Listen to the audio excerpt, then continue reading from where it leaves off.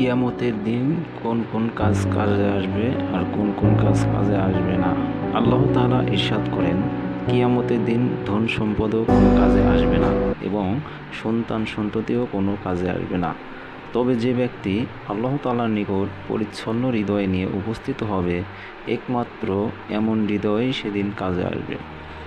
এই আয়াতে দুটি বস্তুকে নাকচ করা হয়েছে, এক সম্পদ, দুই স্বজন।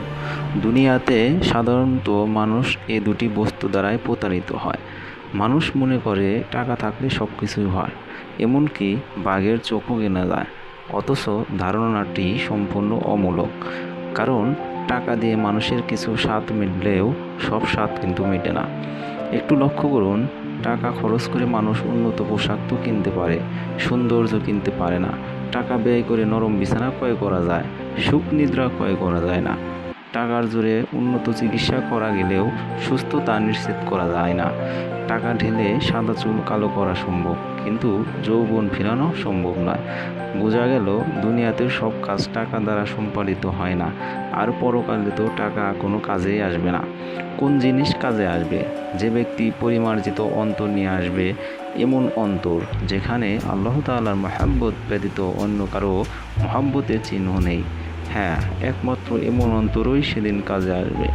মনে রাখবেন, দুনিয়ার মহব্বত দ্বারা হৃদয় অন্ধকার হয়ে যায়, আর আল্লাহ তাআলার প্রেম ও ভালোবাসা দ্বারা হৃদয় রাজ্য আলোকিত হয়ে ওঠে।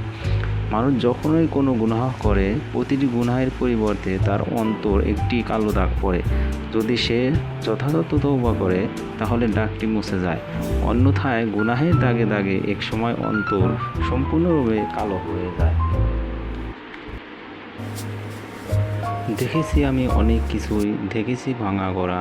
দিল হলো ভাই আজব নগর, ভাঙলে তো আর যায় না জোড়া। ভেঙে চুরে যায় নিমিষেই যত্নে গড়া বসত, গড়তে যে হায় ঘাম ঝরে যায়, দিন কেটে যায় শত।